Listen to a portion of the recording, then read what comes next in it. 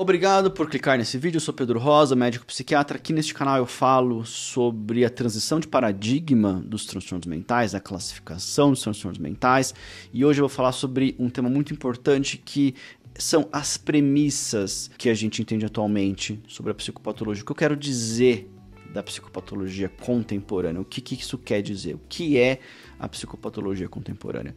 Já assine aqui o canal, clica nesse sininho, eu posto um vídeo toda quinta-feira e muito obrigado por ter clicado nesse vídeo, vamos lá.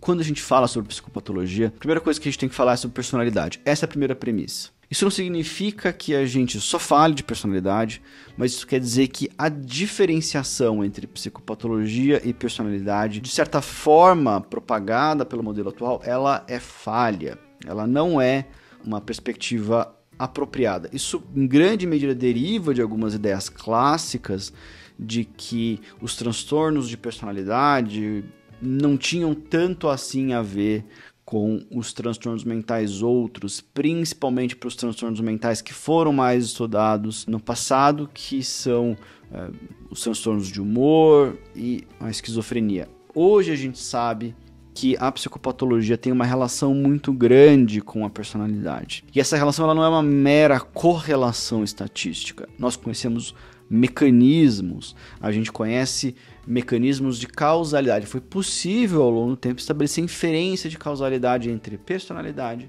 e psicopatologia. Então a primeira premissa, quando a gente fala de psicopatologia, nós devemos primeiro, antes, falar sobre personalidade. E quando a gente fala sobre personalidade, a gente fala sobre um modelo dimensional de personalidade. Já faz muitas décadas que a gente sabe que a personalidade é mais bem descrita por dimensões, por traços que vão de uma apresentação extrema para um outro polo de apresentação extrema oposta, passando por apresentações intermediárias.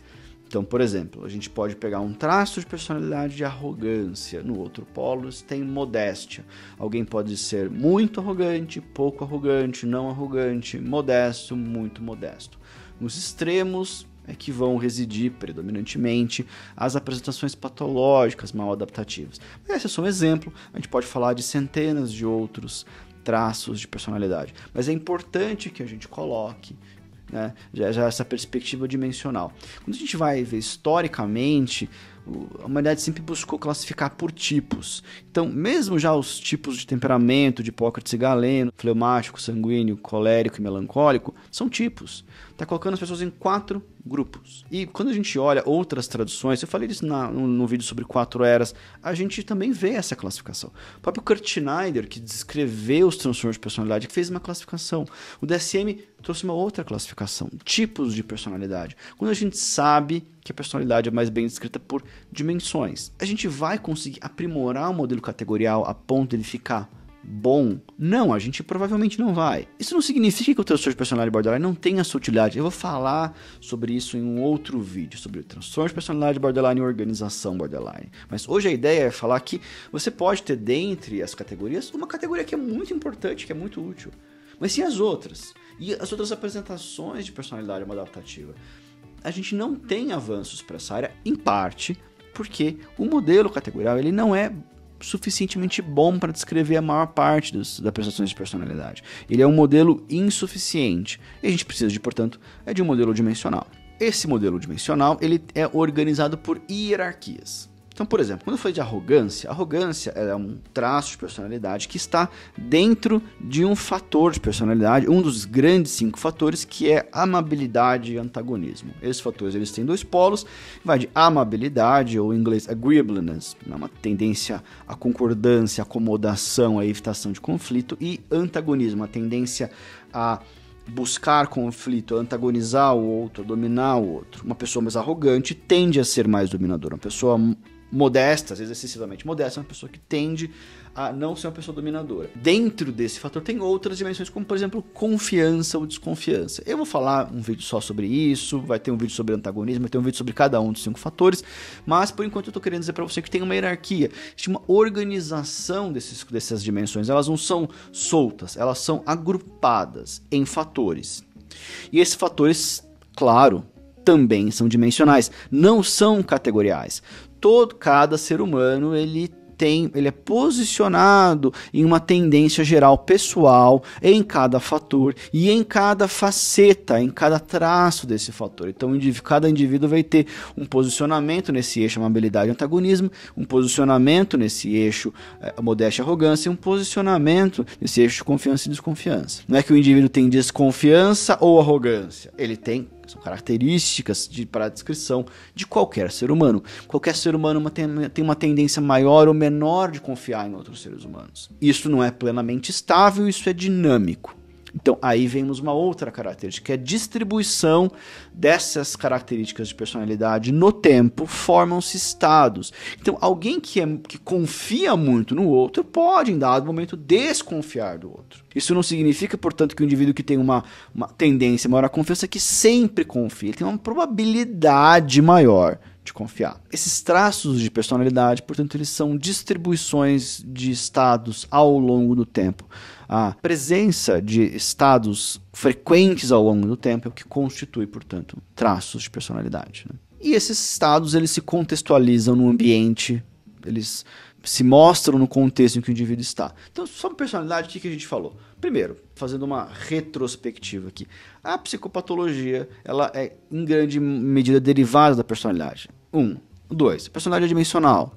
3. Essas dimensões, elas se organizam de maneira hierárquica. 4. Esses traços são distribuições de estados ao longo do tempo. E 5. Esses estados são contextualizados. Então a gente tem um modelo dimensional e hierárquico, com grande relação com psicopatologia, que tem uma expressão dinâmica ao longo do tempo e que é contextualizado.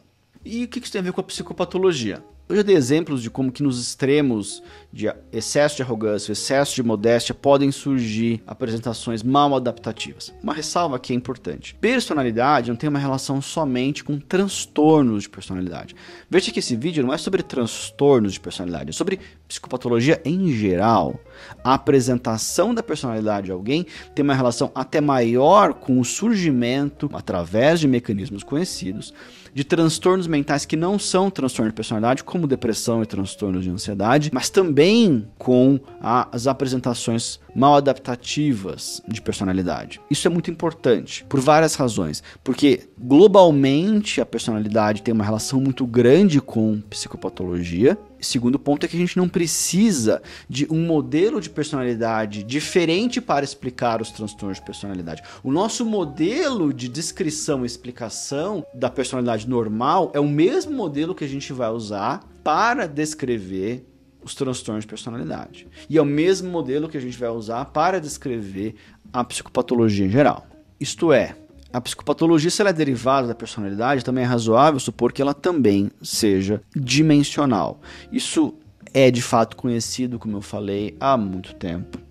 Mas sempre foi uma dúvida sobre como operacionalizar isso. E eu resolvi fazer esse canal do YouTube justamente porque nós estamos nesse momento onde isso já é possível fazer isso. E é essa a transição atual do paradigma. Além de ser também dimensional, a psicopatologia também é hierárquica. Ela também tem hierarquia, em que a gente pode ter construtos mais específicos e homogêneos, como eu dei o exemplo de arrogância e modéstia dentro do fator de amabilidade. Isto é, a psicopatologia vai ter uma hierarquia espelhada na personalidade. Tem o famoso fator P, que é um fator geral de psicopatologia, que se relaciona a diferentes expressões de psicopatologia. Diferentes expressões de psicopatologia muito heterogêneas entre si. Eu vou falar disso em um vídeo mais pra frente sobre uma organização específica hierárquica da psicopatologia, chama HiTOP, que é o Hierarchical Taxonomy of Psychopathology.